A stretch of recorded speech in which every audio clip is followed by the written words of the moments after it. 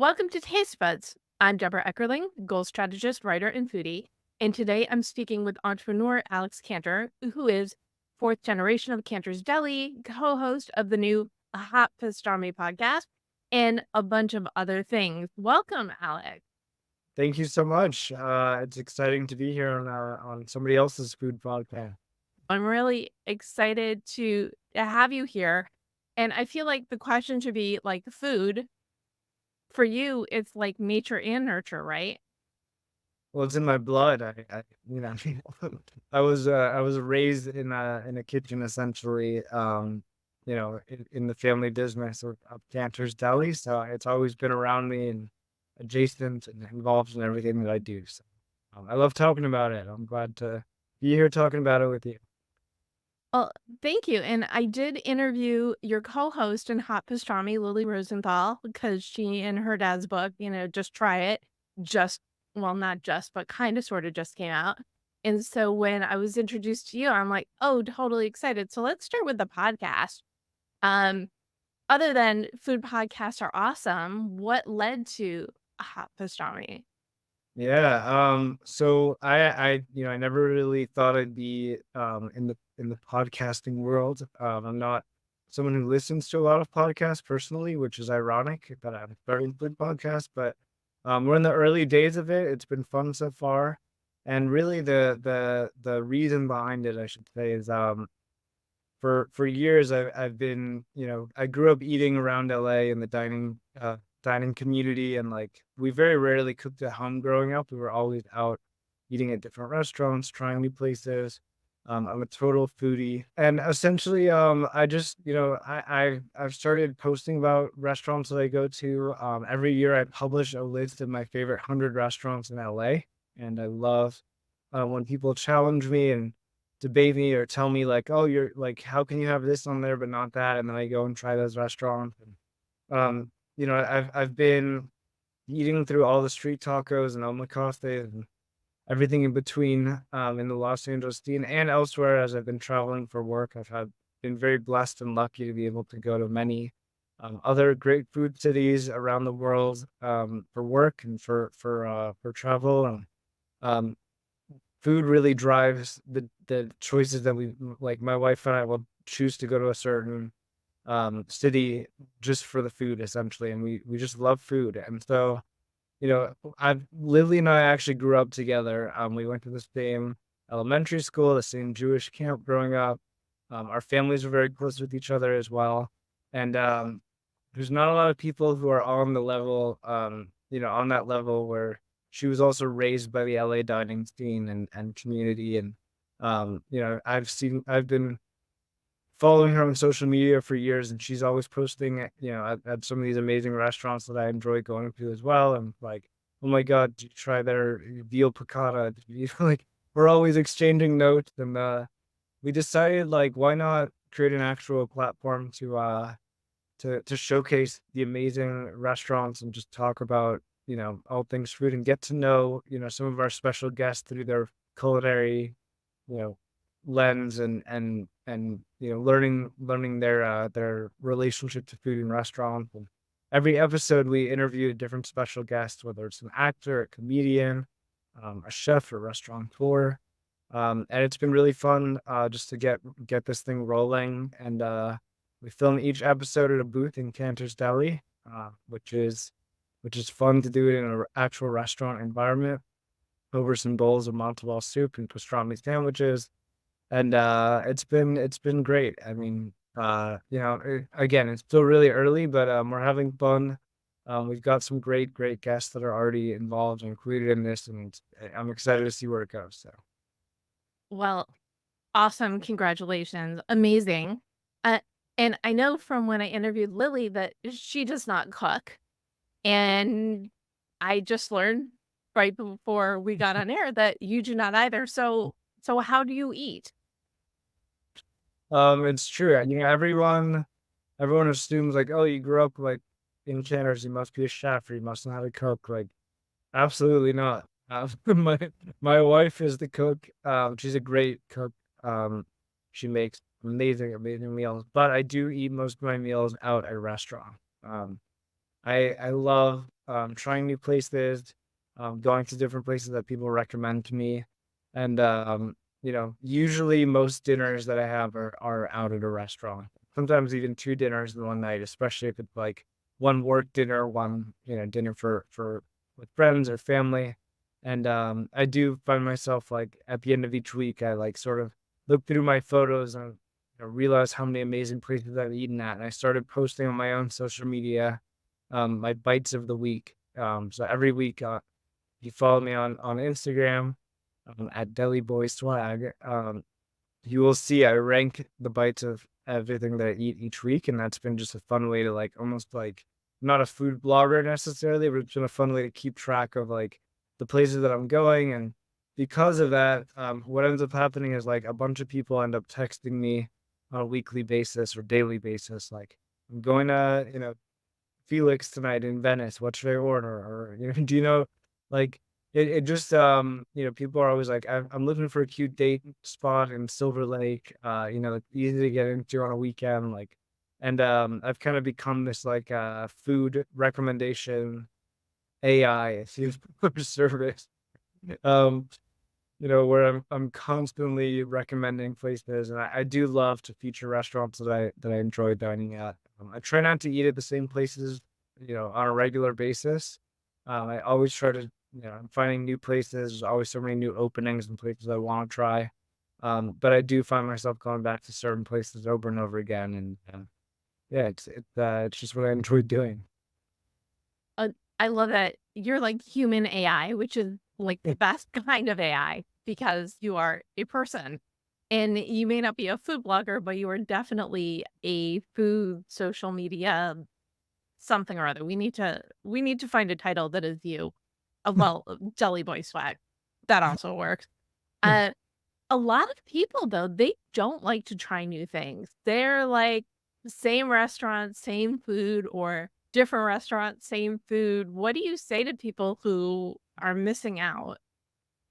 Well, I wouldn't say, I mean, yes, they are missing out for sure. But that is a very common thing, and I understand it. I get why people like uh the same restaurants and enjoy going back to the same places over and over again. It's like a creature of habit, and like there's something comfortable in like your regular place. They know your name, they know your order. My dad also loves food, but he's a creature of habit. He loves going to the same places on a weekly basis. He's got his go-to spots like in LA. He goes Gardens of Taxco every Tuesday night for the last, I don't know, 10, 20 years. He's been having the same restaurant every single Tuesday for literally decades. And for me, I think it's crazy because I mean, first of all, Gardens of Taxco is an amazing restaurant and I love it.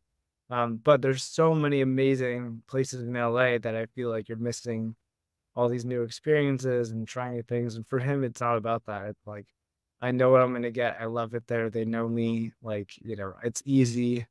Um, and they make things like literally for him that are not even on the menu at this point. He kind of customized his own experience there. And I would just say, like, I think it's, taking a page out of Phil and Lily's book, just try it.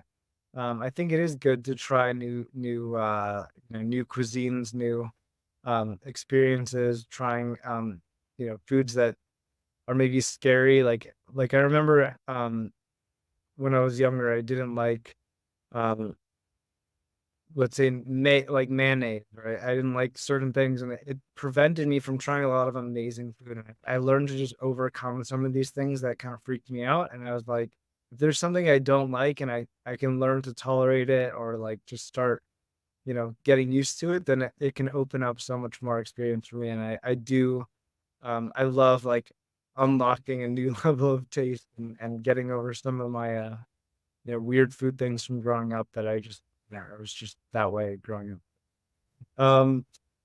Yeah, I guess try a bunch of new restaurants. It's great to support local restaurants. It's great to go out and bring like we're so lucky in Los Angeles. I mean, there's amazing food cities in the US. New York is awesome, Chicago. Um, but LA, I think, is really one of the most diverse and interesting food cities. We have like everything from like Thai town to like K town.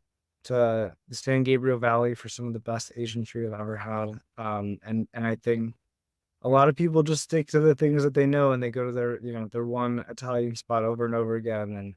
And there's so much out there and it's worth driving for. Well, and that's something in LA when something's worth driving for because we do like to stay in our little parts of the city for sure. What is your earliest food memory? Mm, that's a good question. Probably just like I had a quite a unique upbringing growing up as a child in Cantor's Deli. Um, it was different. There's like pictures of me as a baby being pushed on like a bus cart around the restaurant and like a lot of the employees who've been working at Cantor's for 10, 20, 30, 40, 50, 60 years. We have one employee who's been there for 60 years now. His name, um, George the Deli Man. I've literally been working at Cantor's for 60 years. But growing up, like they all used to call me Mini Patron, which means little boss. And I just remember like I have vivid memories of like my sister and I playing hide and seek in the back of Cantor's and like getting locked in a freaking bird being extended in the and I don't know, some scarring memories, but just growing up in a restaurant is different. I can't explain it. Um, it was a lot of fun and it was interesting and it gave me um a lot of perspective on like the way that restaurants work. Like even now when I'm at a restaurant and like the service maybe is like not as good as it should be, or like it's taking a while for like someone to come to the table to take your order, like a lot of my friends will like start to get frustrated or upset. And for me, I'm like, oh no, they're probably short staffed right now. you know, I I know too much to like I have too much empathy for restaurants and like I think growing up in one gave me a lot of that perspective. So a lot of early memories in the restaurants. One another thing to mention, just every Sunday growing up, my whole family, like my grandparents, my cousins, my uncle, my aunt, we would all go to a restaurant every Sunday night. There was a couple different ones that we would rotate in between. But that was a very early and vivid memory. It's just like Sunday night dinners with the family, and like we would, we roll up with like 12, 13 of us, and order like some appetizers for the table, and it was just like it was this recurrent thing that we used to do, and it was awesome. Such a great tradition. I was so lucky to grow up with four grandparents all alive and within one mile of me growing up, all around Cantor. No one could live that far from Cantor's because we were all working there and involved. But it was really interesting to have that experience, and I'm really grateful and lucky for it. So Wow. So for you, food is the community and family piece is just as big as the eating piece. yeah, I mean, like I just as much as I love the actual like eating the food at these restaurants, a lot of it is like who you go with and the friends you make over it, and sharing a meal with somebody is like the most intimate thing like you could do when meeting new friends. Like breaking bread together just like unlocks a new level of like conversation and friendship. And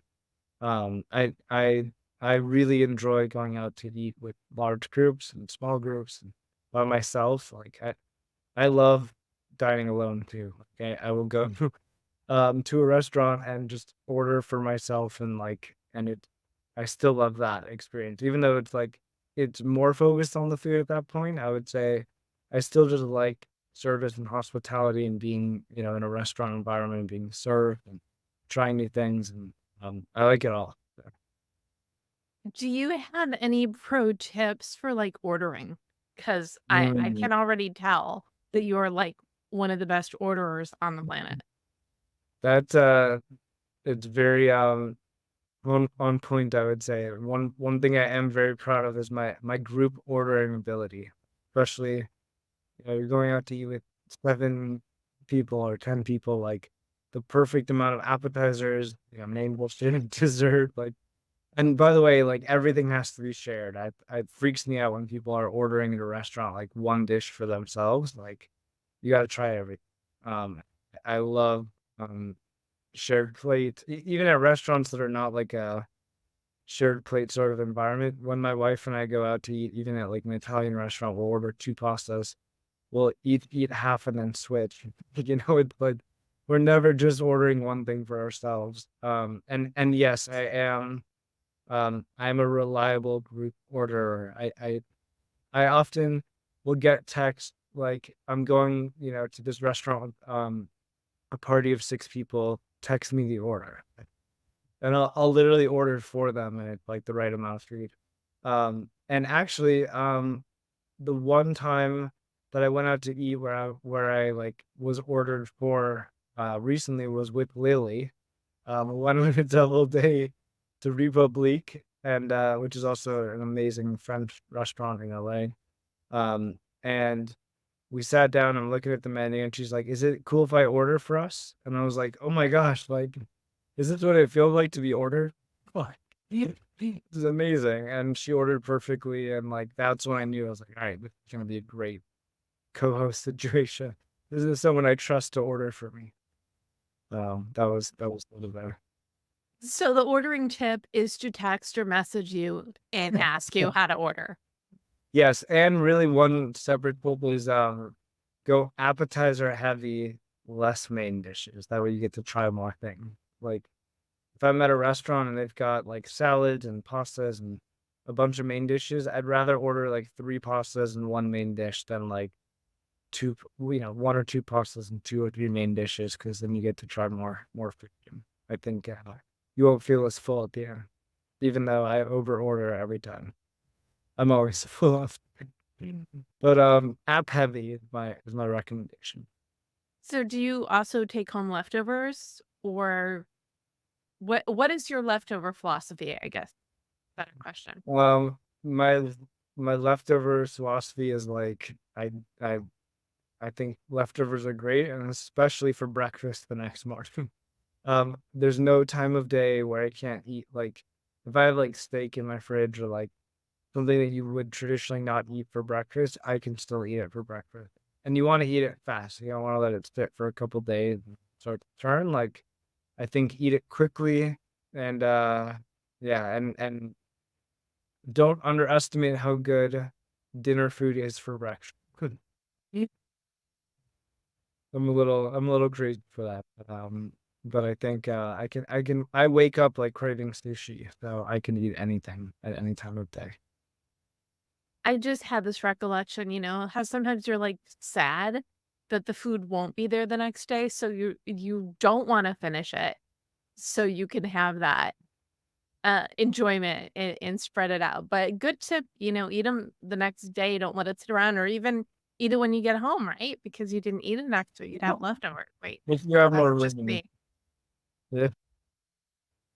Why not? You can always like again. I'm not a chef. I wouldn't call myself like someone who knows how to cook well. But you can always just trust Google. Like you can just Google like what's the best way to reheat squash blossom, or whatever the item is. Like there's always like people have already done a lot of research, and like there's a big difference between air frying, wings to reheat them versus like just baking them, or like throwing them. Like definitely don't put them in the microwave. Like just Google like what's the best way to reheat things, and it will tell you. Great, the internet's a Yeah, and I love my air fryer. It literally gets used every day. And I love that your tip involves Googling, because you're right. People figured it out. Don't strain your brain, and make sure it's just as enjoyable the yes. second time around. And to flip the table around, I know you're the podcast host here, but what's your favorite thing to put in an air fryer?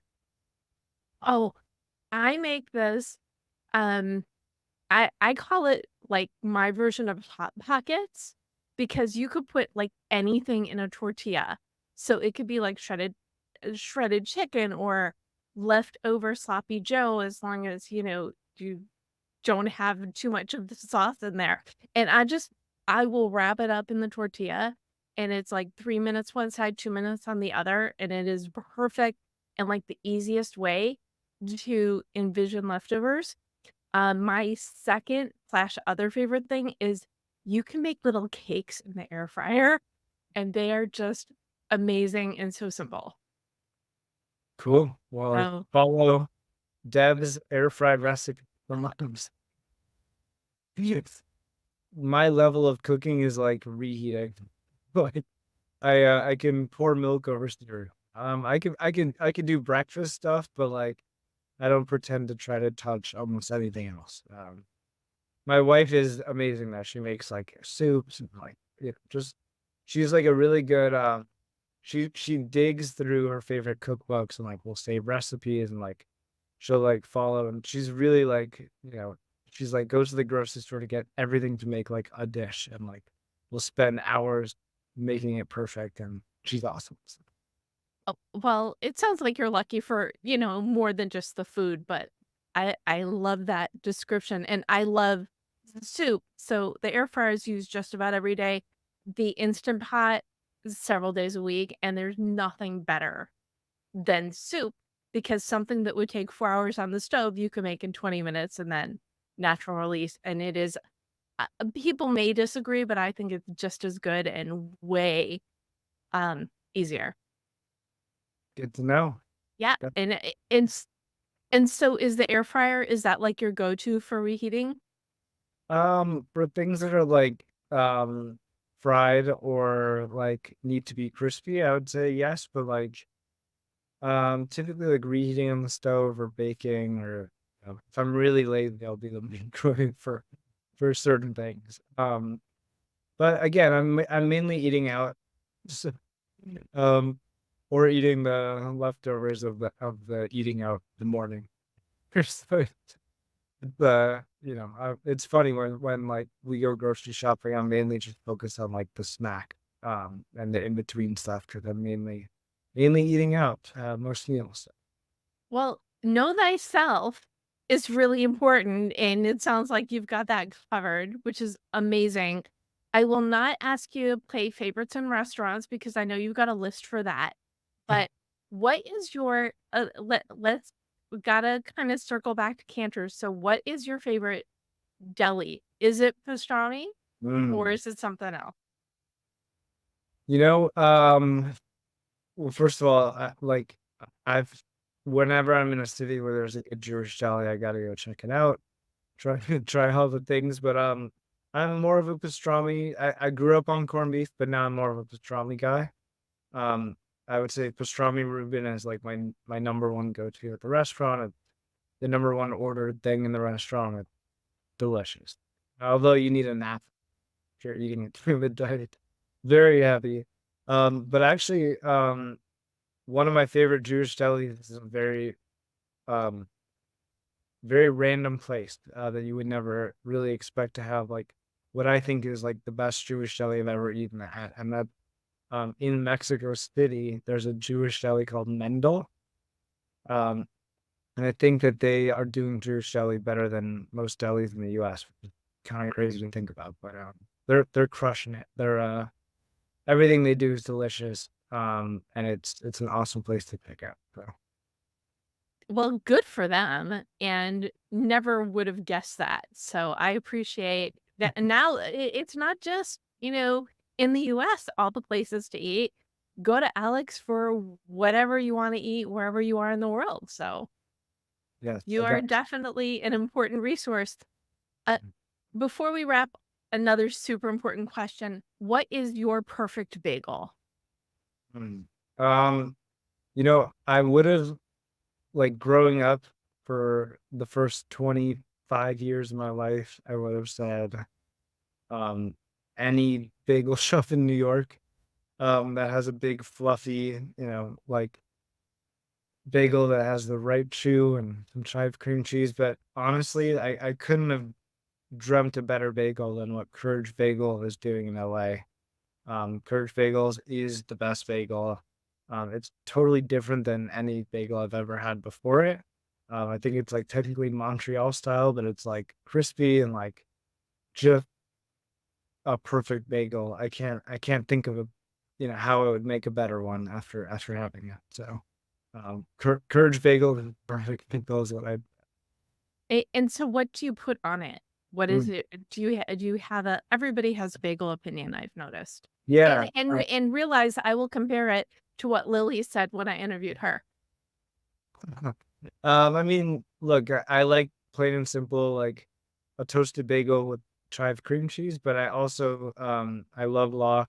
I love the capers, onions, tomatoes, etc. But Courage bagels actually like any bagel from Courage can be incredible. Even their like rip and dip, like with the like they have this like hot bagel that you dip in butter and like outrageous. Everything there is so good. I don't Wow. discriminate when it comes to how to eat a bagel, unless you're putting like I don't know, a raisin, cinnamon raisin bagel. Like I can't do the sweet bagels. That's the one kind that I'm like the palate. That's not for me. We finally found something awesome. And before we wrap, any final thought on food, community, food that you want to share? I think I think we covered a good chunk of it. I think like to recap the conversation, go try new restaurants, um, overcome things that are scary, go eat Courage bagels, and yeah, I would say stop going to the same restaurant over and over again, even though it's easy and comfortable. Go try new places. I love a good conversation that ends with homework, or as I call them, goals, because then that dips into my other goal strategy, goal chat host life. So thank you, Alex. Where can people learn more about you and your show and everything, Alex? Yeah, thank you. You can follow me personally on Instagram or social media at Deli Boy Swag. You can follow the podcast at Hot Pastrami Pod. And yeah, you can always just reach out. I'm pretty like conversational through all the different social channels, whether LinkedIn or Facebook. If you want to reach out to me, you can find me. Wonderful. Well, and thank you so much, Alex, for sharing your love of all things food and eating out and pastrami. Thank you for tuning in to Taste Buds with Deb. Don't miss an episode. You can subscribe on YouTube and or your favorite podcast platform. And go to jewishjournal.com/podcast to read the articles that go with each episode and watch for a surprise recipe from Canter's. And you can also learn more at tastebudswithdeb.com. Make sure to like, subscribe, give us 5 stars, all the fun. So Yeah. Make Hot Pastrami and Taste Buds with Deb your two new favorite food podcasts. love Or it. just podcasts. Well, thank Okay. you so much for having me. This is so fun, and yeah, love talking about food with you. Thank you, Alex. I appreciate it. Go enjoy your food and bon appetit.